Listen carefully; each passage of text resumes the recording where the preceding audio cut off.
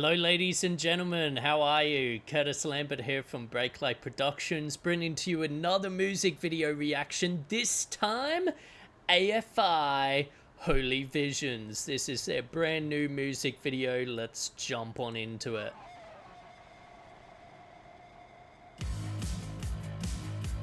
Ah, hell yeah. Ooh, loving the neon.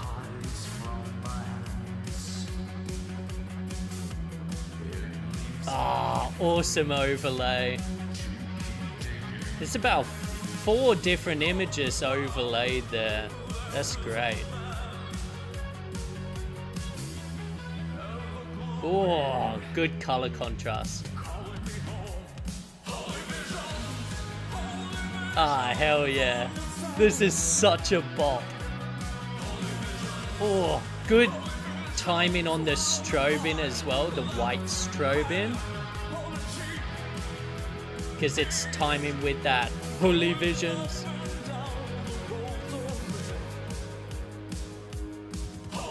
There we go again. Awesome. Oh, bit of distortion in the overlay as well. That's great. Sort of smearing it a bit. Lots of artificial grain as well, which adds to the vibe so well. Ooh, cool shot.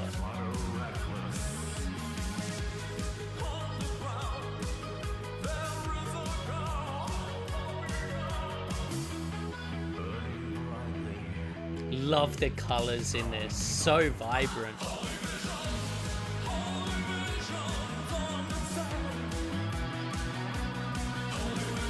Oh, so cool.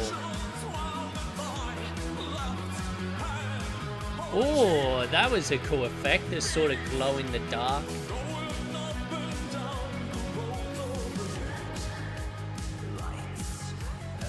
And like, this is such a simple music video, but it sets, it shouldn't say sets, it suits the music so well.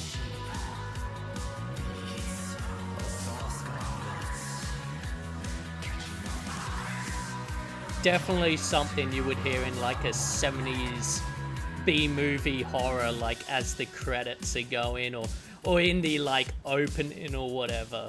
Could so see that.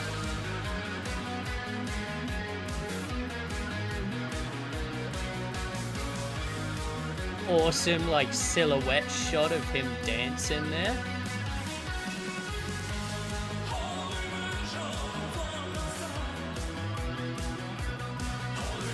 So cool.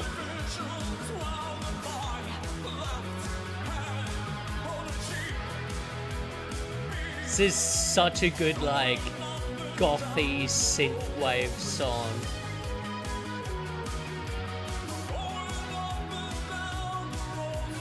Oh, that's cool.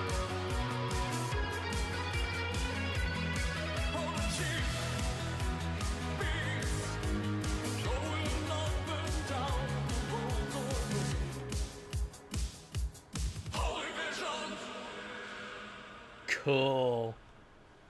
Fucking cool. I love that. God, that song's gonna be stuck in my head for the rest of the day, definitely.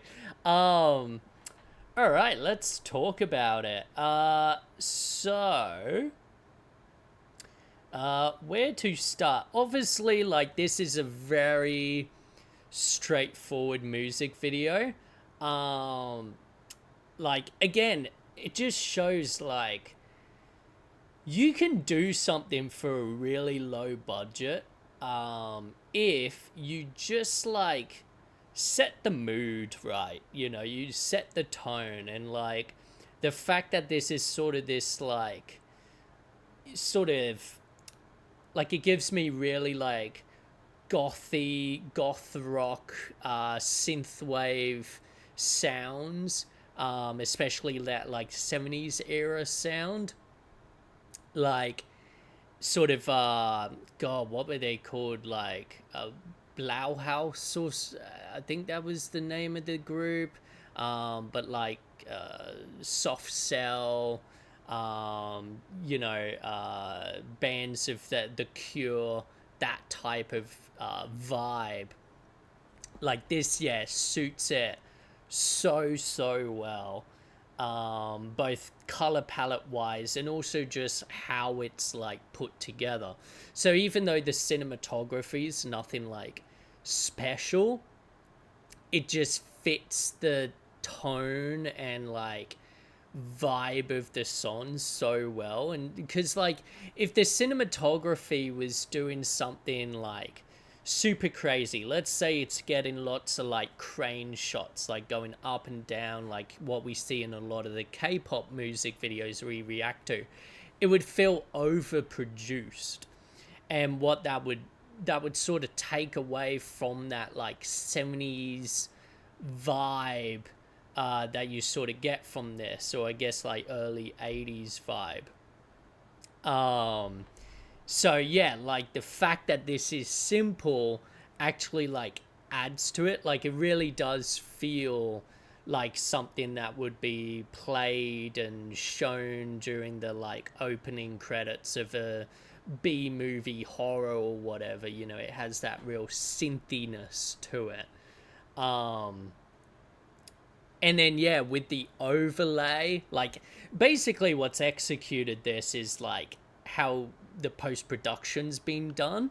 So the editing of the multiple like overlays, it keeps the images interesting and in this sort of dreamlike state where it's floating from one image through to the other and like multi-layering them. But then it's also got a lot of artificial grain thrown on top of that. There is a bit of YouTube compression as well, but nothing you can really do about that, unfortunately. But yeah, it's the artificial grain that's giving it that like older, again pushing that like old horror movie aesthetic. But then also like I love the like the subtle, because it's not overdone, it's very subtle when he says holy visions, like just that simple white strobing that happens during that. And it starts off looking like it's just sort of white lighting, but then it starts actually being like the sort of image of, I guess it's like a shrine flashing with the holy visions. And like that's so simple, but again, it's an editor paying attention to the actual beats and stuff of a song.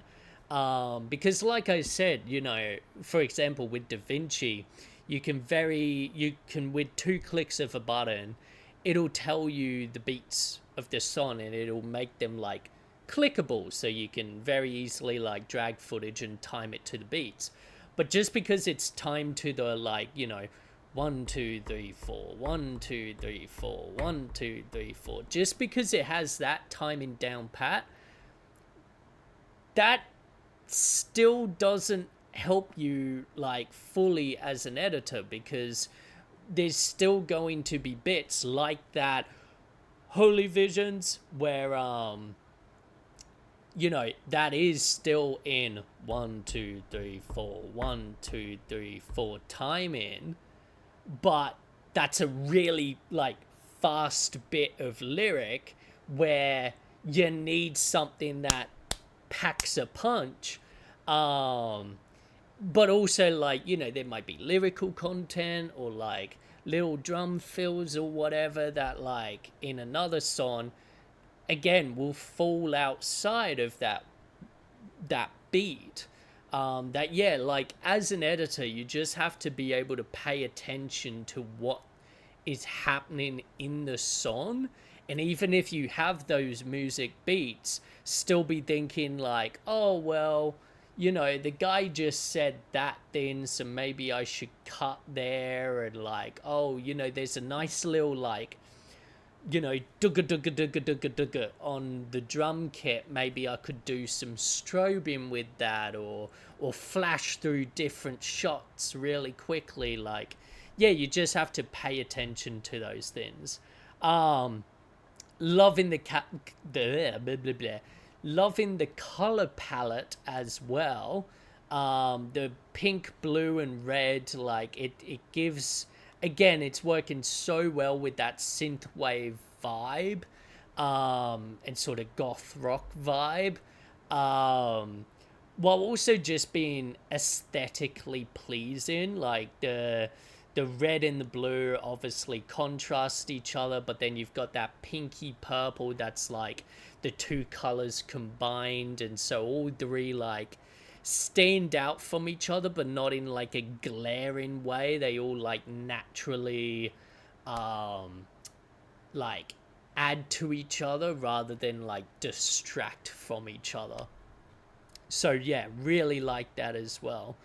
um yeah, like I don't know what else I can really talk about, because like lighting wise, like it's pretty much a dark room, and then like the shots are obviously, and this is why it's hard to talk about, because like there's a lot of overlay here, so the lighting on one shot is different to another, but they've done the full sort of spectrum, if you will. Like there are shots of the vocalist where he's fully silhouetted, so it's purely just backlight on him. There's ones where there's you know, top light and backlight. We've also got some shots of the band members and of him where it's front light. I will say this sort of in color shot, if you like, of the vocalist. Um, Big backlight behind him, lots of haze as well. So there's no doubt haze throughout this entire music video. So yeah, lots of haze, but then obviously a front light as well, or at least a big enough bounce or reflector to be bringing some of that backlight back onto him. Um, and then I think we even see a top light up there as well, but it's not turned on. At least it doesn't look like it's turned on for this particular shot. So yeah, really, really interesting stuff here. And again, just a perfect example of executing the tone of your music video with a very simple and straightforward idea. And like, again, if you can do this, like this kept me engaged all the way through. If you can do this, like you can 100% execute a narrative music video on your next music video or whatever. Because like, yeah, it so much of music videos is, can you make a performance interesting? Because if you can't, then you probably need a bit more practice before you try those bigger concepts and narratives and stuff. So yeah, great song, great music video. I'll see you in the next one. Be sure to like, comment, and subscribe. Ciao.